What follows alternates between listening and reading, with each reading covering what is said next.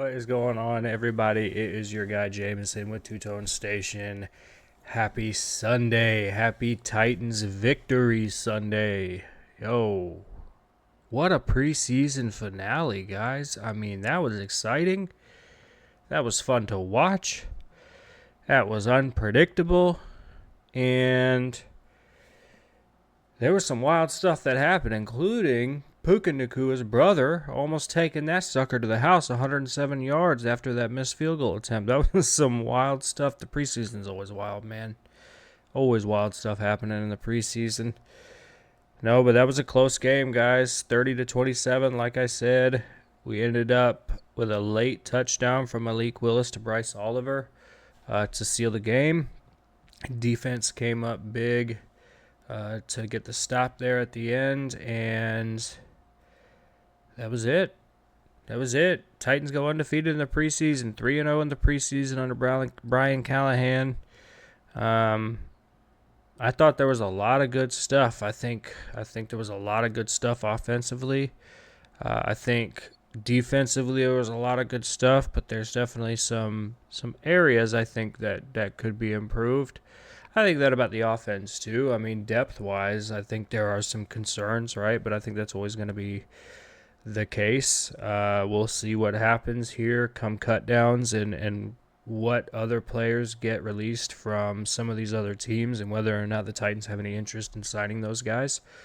But overall, I thought that was super positive, man. I mean, how can you not? 3-0. The starters went out and both drives they got points. And yeah, man, that was exciting. That gets me so pumped up for the season. The regular season is finally upon us. Not really. It's 2 weeks away, which feels like a freaking lifetime.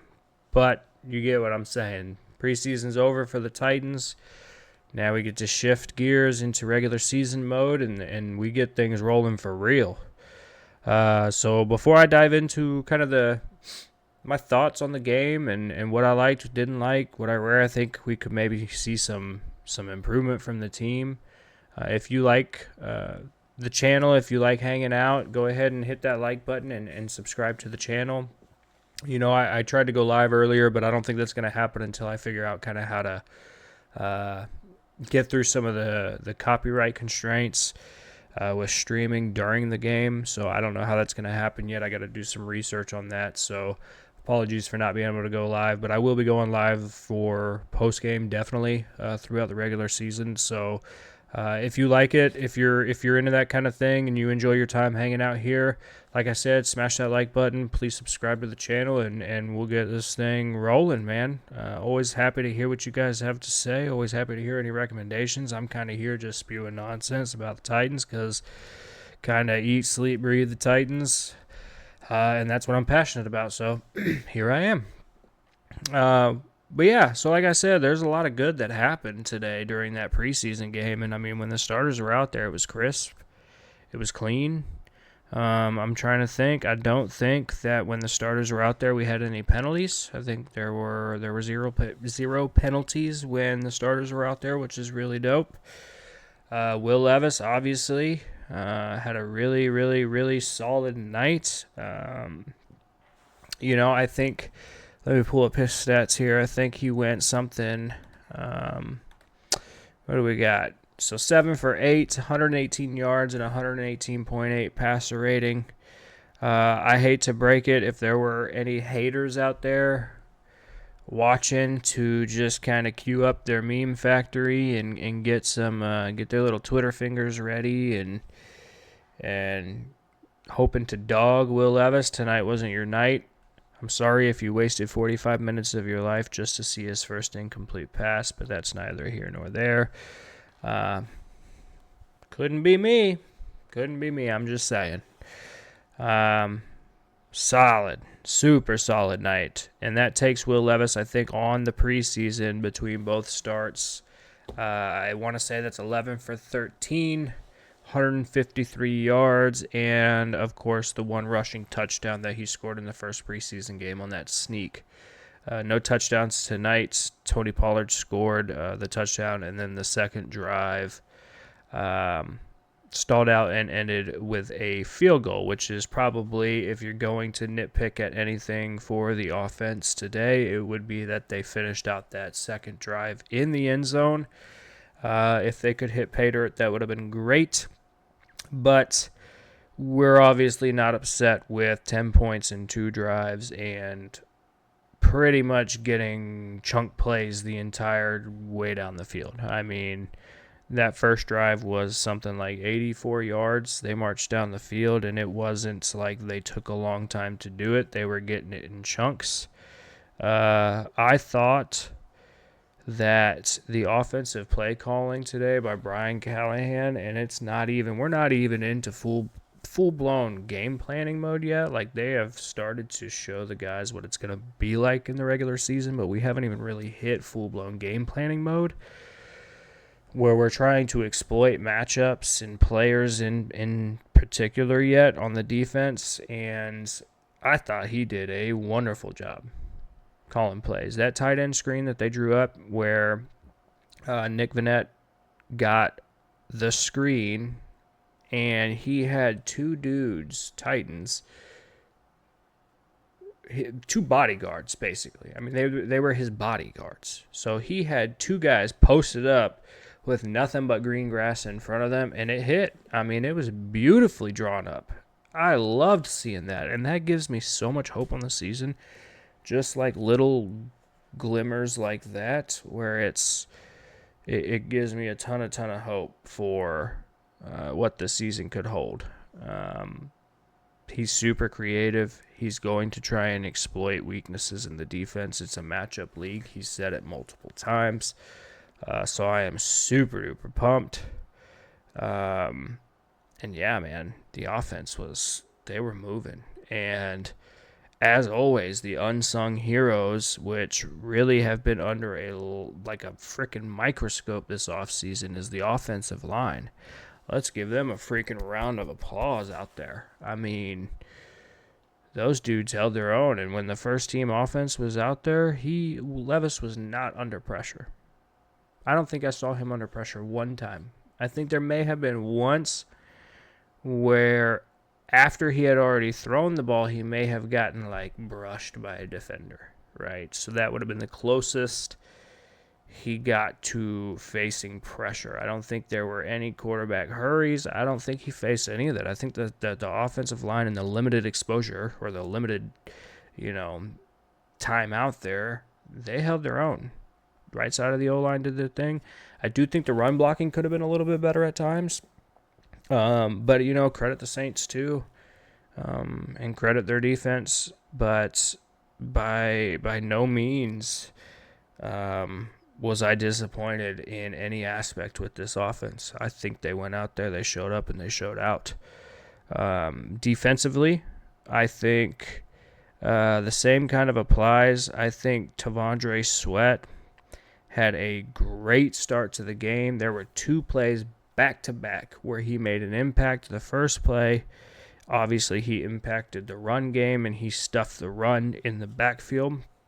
And then the second play, I think he was back there actually with Sebastian Joseph Day. If I'm not mistaken on that run play, it was him and T-Sweat. And then the second play, dude, if he had a millisecond longer, I thought T-Sweat was going to eat. I thought he was gonna eat. I am talking Golden Corral, Shoney's Breakfast Buffet, wherever you like to go to just... I thought that was going to be T-Sweat. But didn't work out that way. However, it was still an incomplete pass. So T-Sweat doing what T-Sweat does is still impacting the play, even without the sack. And Jeff has talked about this a lot, talking about Big Jeff, where the stats don't always tell the whole story. There's a lot of different ways to affect the quarterback and affect the play without it showing up on the stat sheet. And that's definitely one of them, right? He definitely hurried the quarterback. That impacted the timing of the throw, and it ended up in the dirt. And it was beautiful. I wish I could have seen T-Sweat just freaking pancake. I think it was Hayner in there at the time. I don't think it was Rattler yet. I think Hayner is the one that opened up the game. But, man, he was like, dude, he needed a millisecond longer, and he would have been eaten. That boy was moving, too, right? He was moving. But, yeah, so defensively, I thought the pass rush was pretty good. I think there were times where we got pressure on the quarterback, but then I do think there were times where we kind of went silent in that regard. Secondary was a little bit I really think that Trey Avery needs to get the hell up out of here. I think that experiment needs to be over. Trey Avery is kind of getting on my nerves. Always getting burnt, always getting called for a holding penalty or pass interference because he's trying to compensate for getting burnt off the line of scrimmage.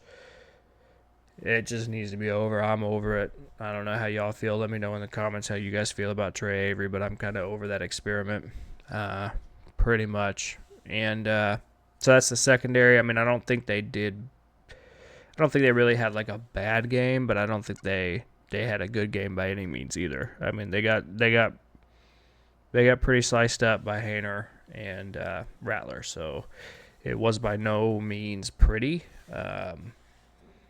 But it's also preseason, and a lot of these dudes are not going to be on the team come next week. So there is that aspect of it as well, and the same can be said for the Saints. So there's that. Now, the one thing that I think that has stood out to me most about the defense in a negative way is the leakiness in the run game. I feel like these guys have been super leaky at the line of scrimmage and have allowed for some runs that shouldn't be hitting to hit a little bit more than they should be.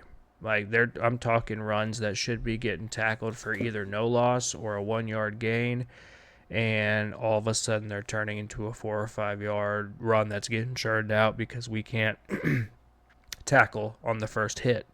Either that or there's these big gaping holes, and these guys are getting to the secondary super quick, and that's obviously not going to fly either. So that's something that I've been noticing, that we haven't had really good gap control in our defensive line, and that's opened up some serious holes for the opposing offense to just kind of have their will with us in the run game.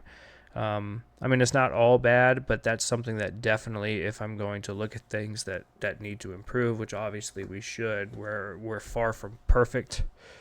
We've got a long way to go and a lot to prove. But we're headed in the right direction.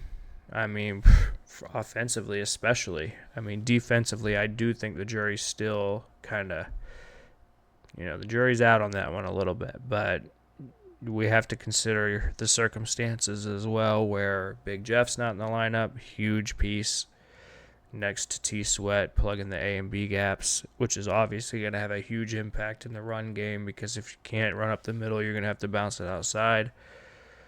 We got obviously pretty much none of the cornerbacks other than Roger McCreary playing. Jamal Adams, I don't think, played tonight. And then, Harold obviously isn't playing either, which is a big deal. So defensively, I think we're going to be okay. I just think that, we need to make sure that we're not we have good gap control, and we're not over here, having a leaky defense where these guys are being able to just kind of slice and dice right through us. Other than that, though, man, I thought it was super positive. I was hyped this game. Let me tell you what, I was hyped, especially when Levis was in there just slicing and dicing, man. That boy was on it.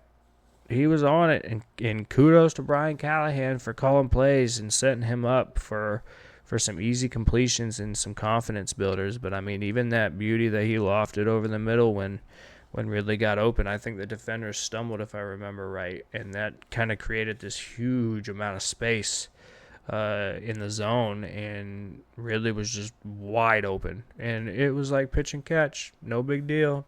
Beautiful ball. Overall, great performance, I think. And like I said, the only way to go from here is up. So, I mean, man, I'm pumped. 2 weeks is so freaking far away. It'll be here before we know it. But, man, there's a long way away. I'm super excited. I can't wait to get to Chicago and see these bullets really start flying. And we're going to have all the boys on the field. Will Levis is going to be a baller, I think, guys. I do. I think Brian Callahan, I've said it before, I think Brian Callahan and Will Levis is going to be a perfect marriage, and I think these guys are going to, I think they're going to take it to another level. And I think we're just barely scratching the surface. I mean, they're not going to show their hand in the preseason, which is, it makes me even more excited because if it's almost like what Will talks about when he's like, you can't get bored with the boring stuff. Like, you can't, because the boring stuff, if you get bored with the boring stuff and you start cutting corners, you're going to get beat. That's just how it works, because there's someone out here who's not, or out there who's not bored with the boring stuff. They are preparing and treating every day like a new day and making sure that they, dot all their I's, cross all their T's. They're doing everything they're supposed to be doing, even the boring stuff. And so it's really cool to see, like, even in the preseason, these statistics, he missed 2 passes, he had a rushing touchdown, no scoring touchdowns. So, you'd like to see the red zone defense, or red zone offense do a little bit better. But I mean, if he's efficient in the base stuff, because they're not going to show their hand that much and they're not game planning that much. So it's like, if he's super efficient in this base stuff, and he's kind of, I wouldn't say mastered the base stuff, but he's looking really comfortable with the base stuff, that's huge. That's huge, because it lets you play free. Oh, guys, I'm so excited. So freaking pumped. 2 weeks. 2 weeks. Man, I hope you guys enjoyed this game. I hope you guys have enjoyed the preseason. I hope you guys are pumped about this season. I'm freaking hyped, man. I can't tell you how hyped I am. Sheesh.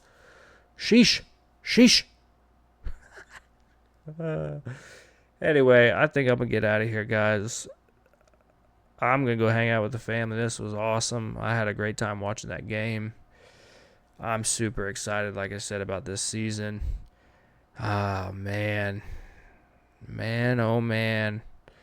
Can't wait to hear what Callie's got to say after the game. Can't wait to hear what Will's got to say after the game.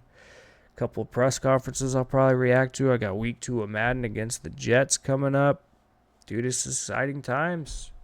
Hope you guys are excited as well. Like I said, don't miss your chance to get the tickets to the hype train, guys. I mean, do not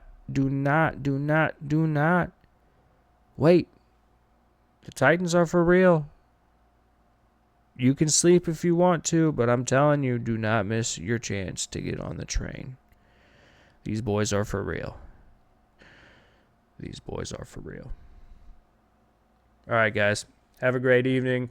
I will chat with y'all tomorrow. As always, tighten up. Peace out, guys.